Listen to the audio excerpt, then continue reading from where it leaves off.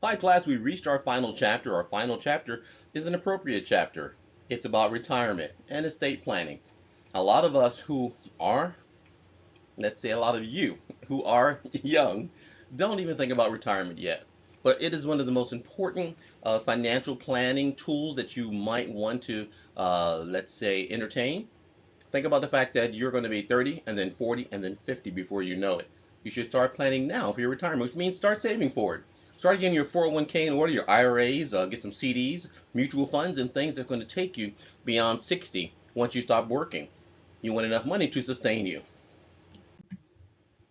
Last week, which is chapter 13, we talked about mutual funds and how to invest in mutual funds, what kind of mutual funds, the purpose of actually investing your money with the pool of other people, and some of the benefits. The negative part only that will come across is that they invest your money incorrectly into the wrong stock, which doesn't happen that often, but some of the administrative fees, come into play. And a lot of people look at the long term. You saw the slide where they went from zero point 0.5 in terms of the fees, the actual fees that come from the company, and you lost about $11,000 on your investment over a 20-year period. That's when you start thinking, which company do I really want to go with? Which company has the lower fees, and which ones have sustainability? They've been around for decades upon decades upon decades. And we got into all of that in chapter 13. So now let's shift gears and think about how we're going to start early, okay, in terms of retirement and estate planning. We're going to get a little bit into analyzing your current assets. What do you have right now that's going to sustain you into retirement? Okay, and your liabilities for retirement, are you able to cut back a little bit? Some of your liabilities might be a bedroom, two bath house with 10,000 square foot, and it's just something just too big. When you get older, maybe your children have gone on, they've got their own places. You don't need that four-bedroom house anymore. Some people love the house they've lived in, but if you think about downsizing, that'll give you an idea of how much more money you can put aside for taking you into your 70s, 80s, and 90s. Determine determine your planned retirement income, and you got to develop a balanced budget based on your retirement income. I knew a gentleman when I was in Virginia. I think I was 17 or 18 years old, and my mother was friends with him, and he lived in a condominium just below ours. And he kept saying how he was retired from the U.S. military and how he was living off of his interests. Now, when I was a kid, I didn't understand what that meant. 17-year-old, sure, I know about money, I think, but what do you mean you're living off of your interests? The amount of investments, the wise investments that he made allowed him to sustain the living standards that he was accustomed to into his retirement. My mother was so interested in that she picked his brain and tried to figure out, how she could do that. And the bottom line is, he said he started early. He started at 19, 20, 22, somewhere in that area, and he made wise investments and left the money alone.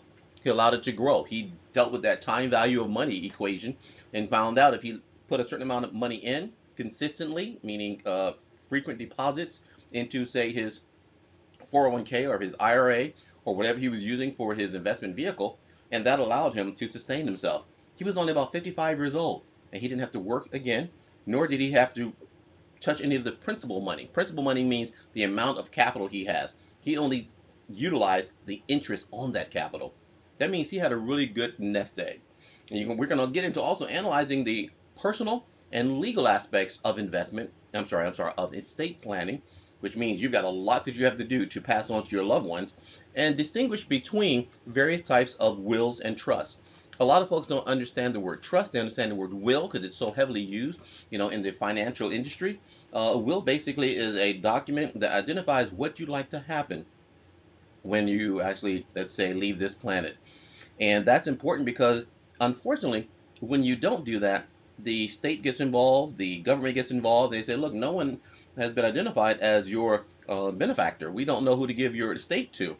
That's when you say, I don't want my loved ones to go through that. And you say, I need to start thinking about estate planning.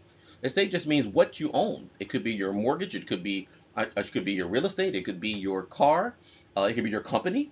And so you want to think about that. And the trust is nice because you are, the key word itself, you're trusting someone to actually handle your finances.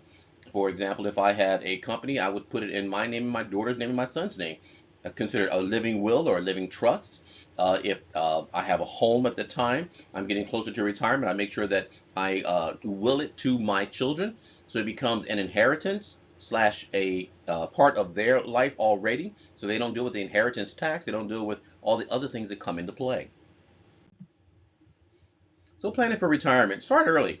It's never too late to start saving for retirement, but the sooner you start, the better you'll be off.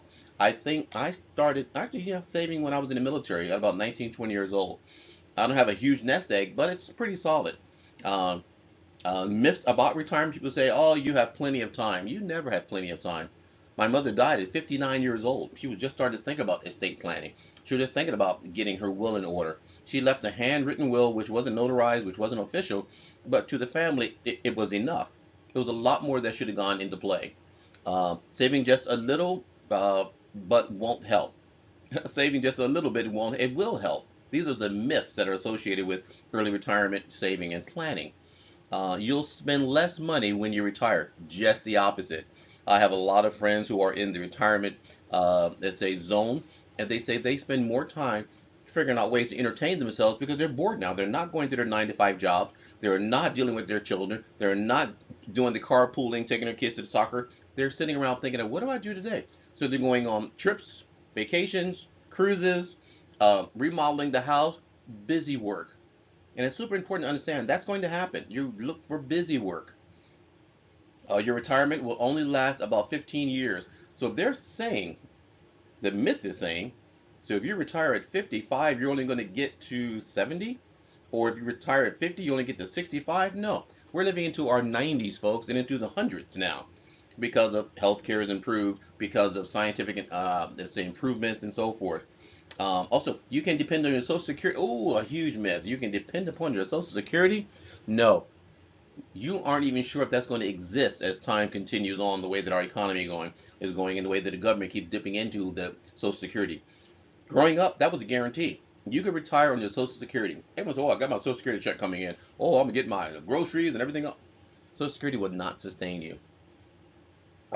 Your pension benefits will increase to keep pace with inflation completely. That's a myth. That's wrong. Your pension is exactly what you're taking as you leave. Nothing's going to increase. If anything, is going to decrease because of inflation. The value of that dollar that you had is going to go a lot lower than you thought. It's not going to increase. It's not going to be an investment vehicle whatsoever. Your employer's health insurance plan and Medicare will cover all your medical expenses when you retire. Another myth. That's not accurate. It's not correct at all. We know that you're going to have a lot more, unfortunately, health issues, and sometimes your insurance is saying, well, we can't cover all of this, and or this has happened because of this, or you're going to be a lot of issues when you retire. And not negative, but it becomes negative if you don't take care of it early on. Saving smart for retirement, even a little bit goes a long way. So start now. Time is critical. Start with a small amount. Okay, use automatic deductions, which is super important through your payroll department, which I do. My company takes money out automatically, and I know I have a lot less. I make, say, let's say maybe 12,000 a month. I see only 7,000 of it. That's a big difference, isn't it? Yeah, but all that's going in towards retirement, of course, Social Security. You got my federal and state deductions, but my point is, a lot of the money that's going out of my check is going towards my retirement later. I try to save regularly. I be realistic about investments and returns because I'm not the kind of person, I'm not a speculative investor. I'm more of a conservative investor. And I try to find something that's going to turn around. And then also with our company actually invests for us. There is a firm called Empowerment, and they are the folks that handle our investments. If you are a full-time professor, and hopefully a lot of you are aware of this, you can opt into them actually taking money out of your check and investing, into a mutual fund or some kind of in stocks and or bonds that are going to yield you something decent as you get closer to retirement. If you change jobs, keep up with your retirement account. When I left one of my other community college where I was at for about 11, 12 years, I had a nice fat 401k. I transferred it over into the existing 401k with Southwestern College. A lot of folks leave their money behind. You think your employer's going to call you and say, knock, knock, knock, hey, you left about $100,000, with our company. Did you want it? No, you've got to follow through on that. And it's always transferable. You also can pull it out. If you're 55 and older, you'll have no early withdrawal penalties. You won't have any major issues. You won't have taxes are going to hit you because you're going to be in a higher tax bracket if you take the money out. But I highly recommend leave it in there until you're ready to retire. 55 and older. And it's called, I think it's 57 and a half and older is the newest requirement. And also, don't dip into retirement savings. I just mentioned that unless it's absolutely necessary. Now, we all have those moments where everything is just falling apart in our lives financially, and we need an opportunity to actually sustain ourselves. And that's important to understand that things do happen. Life happens when you're living. So, good example if you start at age 30 and you invest, let's say, $300 per month in less than a few years, you're going to have 2,000, and at age 40 you're going to have 24,000, at age 50 60,000, and so forth. And so consider this as it's from age 25 to 65. You can see it down here below. If you invest $300 per month and an average of 9% on return, that's a huge return. And so hopefully that return comes from a mutual fund or some kind of private stock. So anyway, but you can see the numbers here. And sometimes we have to look and see what the projection is going to actually entail. How much money can we make over time? But again, it goes to the time value of money. You put the money in. You put money in several. It's called a multiple deposits, meaning not the initial lump sum. Some people do that. They'll take 10,000 and drop it in there and leave it alone for 20 years. That's great, but it only probably amount to maybe 50,000 or $60,000. This way, if you say $300 every month, you'll just forget that it's going out. That's when your money will accumulate. Then you conduct a financial analysis. What can you do with your existing financial, let's say, funds to turn it into investable funds? And so, for example, cash, property, personal possessions, investments. A lot of people have a lot of personal possessions they hang on to forever, and when it comes to their demise, so to speak, they give it on, pass it on to their relatives. My notion is if you have it and you're not using it, say somebody got a $5,000 watch. You don't need to keep a $5,000 watch on your arm when you're getting closer to retirement. So sell it. Okay, put it on eBay, whatever you want to do. Take that money, put it into an investment vehicle. The investments that you have, look at them, analyze them, see if those are actually working for you. My wife and I years ago invested in the Travelers Group. It was that investment group which had the red umbrella, the Travelers. And we invested a lot of good money, and we didn't see any return on our investment. It was a slow turtle-like, what do you call it, investment process. And we pulled all the money out and we invested individually. So think about your any stocks and bonds, life insurance, or pension funds that you could liquidate and put that into investment vehicles.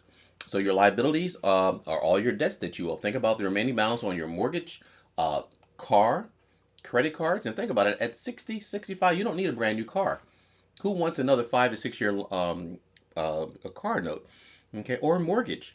If you think about it, for me, I don't want to see another mortgage. I want to see basically an opportunity to travel more. I want to see an opportunity to take my kids out to Hawaii, even though they're adults. They're still young adults. They're only 26 and 27.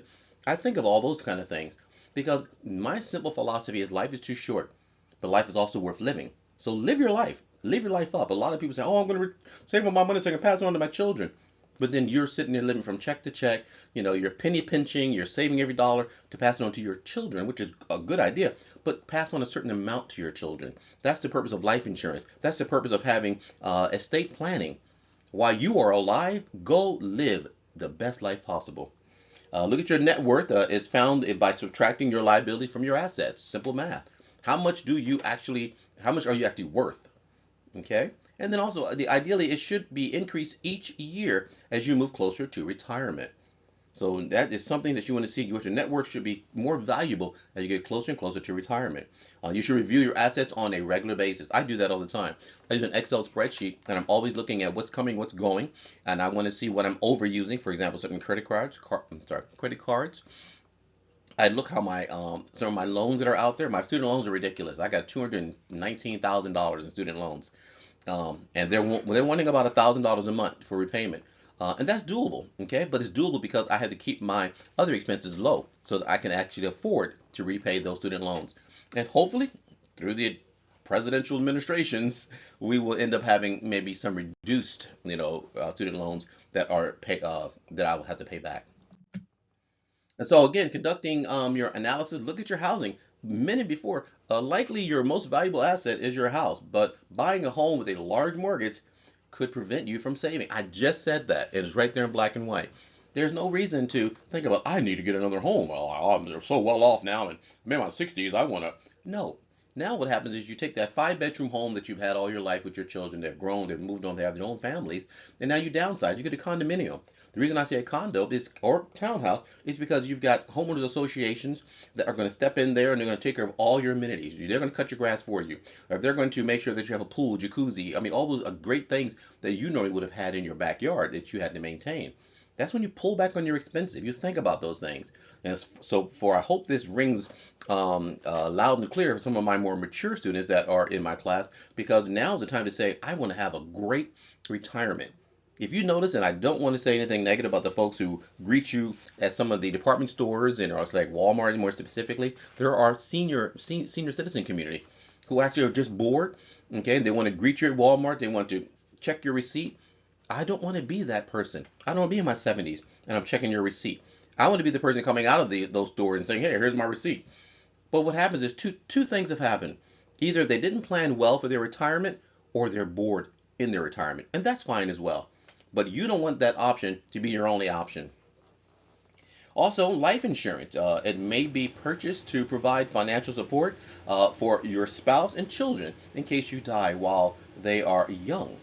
Life insurance is a must. I have 4 to 5 different life insurance policies. One for the military, one when I was an actor, which is SAG insurance, automatic through Southwestern College, two from the National Educators Association, they offer it, and CTA, which is the California Teachers Association, have a life insurance through them, and another one through Union Plus or something of that nature. Years ago, I've had it, and it's only, I want to say, $40 a year for $50,000 worth of life insurance. So there's six. Can you see it? Six. Five plus one. There are six life insurances that I carry for my loved ones. Other investments. When you are ready to retire, you may want to use the income from these investments to help cover living expenses instead of reinvesting it. So at a certain point, you don't want to look to keep reinvesting if you're getting close to 70, closer to 80, because you want now the money to be available to you. You want the principal part of that money to be available to you. Younger, earlier on, you want to live off some of that interest. You want to live off some of the actual yield that you got from those investments. When you get closer to retirement, now you want to get your hands on some of that money and start using it to enjoy your golden years. Again, estimating retirement living expenses. What are you going to need to continue, hopefully with the lifestyle that you enjoy? Let's see, can you predict exactly how much money you'll need retirement? Somewhat, but you can estimate it. So, where you live during retirement has significant impact, of course, on your financial need. That's why a lot of folks are leaving California. California is too expensive to live in. I hear people in tears leaving California. They're California natives, but it's ridiculous. We are the most expensive state to live in throughout all the United States of America. And San Diego, more specifically, is one of the number one most expensive cities to live in the United States. And so that's when you start really considering. I have colleagues that live in Florida who still teach with Southwestern College because of the fact that they just can't survive living here in California. Or not just they can't survive, they want their money to go further. So you go, I don't want to live in Arizona. I don't want to live in Texas. I want to live in California. So what do? I downsize. I went from a 4 bedroom, 3 bath house to a 3 bedroom condo. Eventually, I may want to get down to maybe a 1 bedroom condo. My children have all what they need. My daughter has her place. My son's going to have his own place in about a year. I don't have a use for 3 bedrooms. I love the fact that I'm sitting in my office here at my home, but I don't need this office. I can convert my master bedroom into both my office and my bedroom, and I have a lot more money left over. I'm paying $3,000 a month for this condominium. Can you imagine how much I could save by not having a 3 bedroom? I'm paying $1,000 per bedroom. That's the way I look at it. So, you probably spend more on recreational, health insurance, and medical care in your retirement than you do now. That's going to happen. So you can start looking at it. You can kind of project. Oh, I'm going to need a little bit more money for this. I'm going to need more prescriptions. And if you have pets, always include your pets. You still need pet insurance, all the other things that go along with keeping your pets healthy.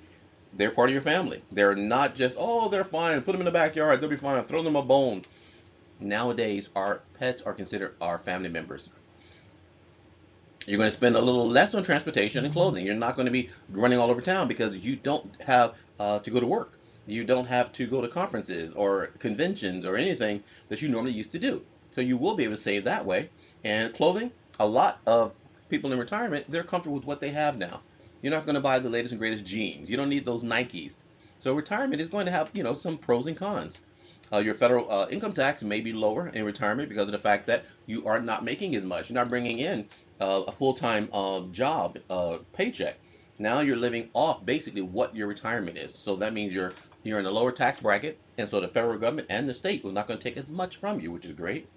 Some income tax from various retirement plans may be taxed at lower rates or not at all, especially if you have, let's say, municipal funds. I can even say municipal bonds, are not taxable in certain states. California. Remember to plan for emergencies. Keep that emergency fund available to you, and also do not forget to take inflation into account. That's huge. So here's an idea. The average person who's older than 65 to 74 and 75 plus, households spend, this is how much they spend on their money. So, or spend, I should say, on the regular. Average age 65 to 75, about a 10-year span, pre-tax annual income is 52,000. 100% of that is taxable. Annual expenditure is about 48,000. Housing is 15,000. Food, etc., etc., etc. That looks about the amount of money you're spending. Excuse me. And your average income, as you can say, pre-tax is 52,000. Wow. So look at those numbers. And then 75 and older, 35,000, 36,000. You can see how the numbers are changing. And super important to understand, these are kind of realistic if you look at your household, but you have to do it on an individual basis. All right. With that said, guys, I just wanted to give you an idea of what you should be thinking about for retirement, estate planning, and so many other things. And later on in this PowerPoint, you'll see more about estate planning. But I wanted to give you at least a little snapshot and like a mini lecture to get you started. Have a great rest of the semester. We'll see you in 2 minutes and 2 seconds if things happen correctly.